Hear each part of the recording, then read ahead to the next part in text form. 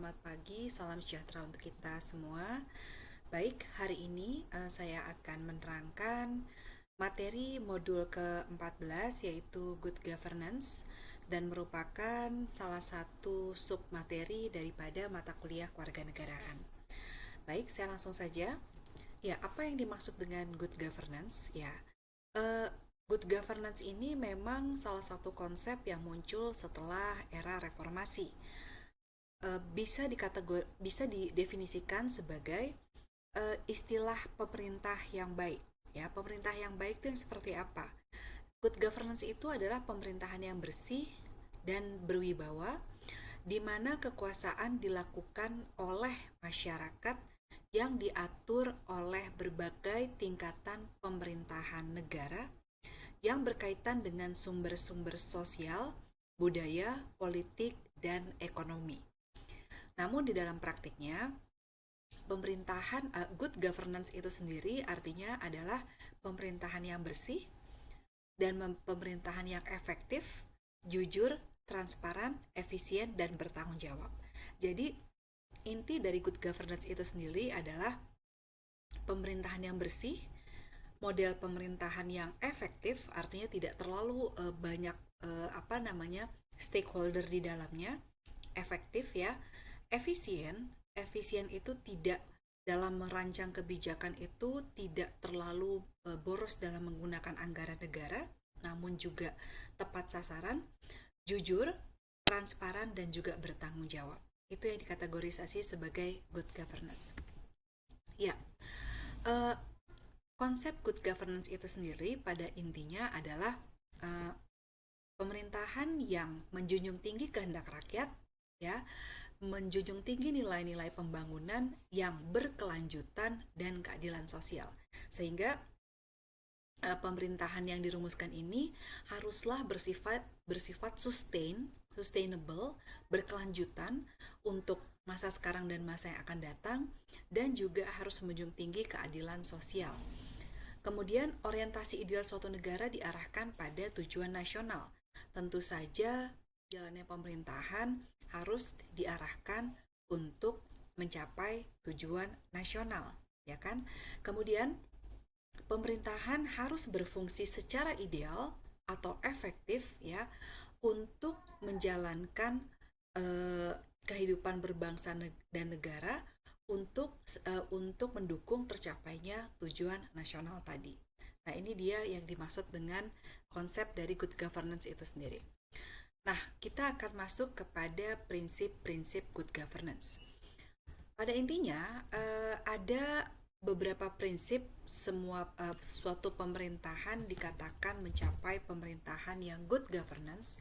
Yang pertama adalah participation atau partisipasi. Artinya gini, dalam prinsip ini, suatu pemerintahan yang baik harus menjunjung tinggi partisipasi. Partisipasi siapa?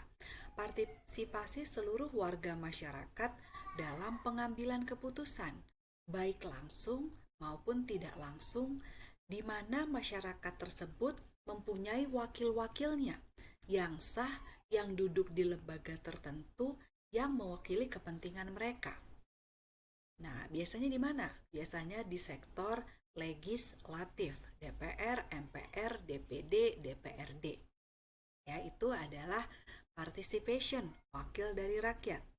Partisipasi menyeluruh tersebut dibangun berdasarkan prinsip demokrasi, kebebasan berpendapat, kebebasan berkumpul. Ya, artinya prinsip partisipasi tadi harus dibangun berdasarkan prinsip demokrasi. Demokrasinya melalui apa? Melalui pemilu. Kita punya wakil-wakil yang sah yang duduk di lembaga-lembaga legislatif yang kita pilih melalui pemilu. Itulah yang wakil kita, yang kemudian menjadi orang-orang yang mewakili kepentingan masyarakat untuk dalam kehidupan berbangsa dan bernegara. Itu tadi prinsip partisipasi ya. Rule of law. Partisipasi masyarakat dalam proses politik dan juga rumusan kebijakan memerlukan sistem dan tata aturan jelas. Ada tata aturannya dalam mengambil kebijakan. Apabila ada penyelewengan, apabila ada pelanggaran hukum, harus ditegakkan hukumnya, harus ditindak, harus diberikan efek jerah. Ya. Kemudian transparansi. Jadi pemerintah itu harus transparan dalam proses penetapan kebijakan publik. Suatu hal yang sifatnya kebijakan dan itu bersifat publik harus dilakukan dengan transparan. Harus melibatkan banyak stakeholder dari kalangan masyarakat dan lain sebagainya, ya. Nah, kemudian harus responsif. Pemerintah harus bisa merespon apa kebutuhan dari masyarakatnya. Jangan kemudian hanya menunggu masyarakatnya yang mengajukan, tetapi harus merespon, melihat, mempelajari kira-kira masyarakat saya butuh apa, ya. Nah, jadi pemerintah harus proaktif mempelajari, menganalisa apa saja kebutuhan masyarakatnya. Setelah aktif mempelajari, menganalisa apa saja kebutuhan dari masyarakatnya, kemudian bisa dituangkan di dalam kebijakan-kebijakannya. Kemudian konsensus oriented. Prinsip ini menyatakan bahwa keputusan apapun yang dilakukan oleh pemerintah harus melalui musyawarah. Tidak boleh hanya satu pihak saja dalam pengambilan keputusan, harus melalui musyawarah. Contoh, misalnya adanya kebijakan tentang BLT, pasti kebijakan tersebut kemudian dirumuskan oleh bersama-sama dengan DPR misalnya. Jadi nggak boleh hanya bansos, hanya Kementerian Sosial saja, tetapi kemudian berkonsultasi dengan DPR sebagai wakil rakyat.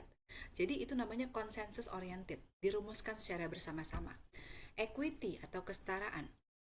Dalam melakukan pelayanan terhadap masyarakat harus menjunjung tinggi proses persamaan. Tidak boleh diskriminasi. Mentang-mentang dia partai politiknya B, kemudian didiskriminasi. Mentang-mentang dia warna kulitnya gelap, kemudian didiskriminasi. Tidak boleh. Semua memiliki hak yang sama di dalam pelayanan publik. Kira-kira seperti itu.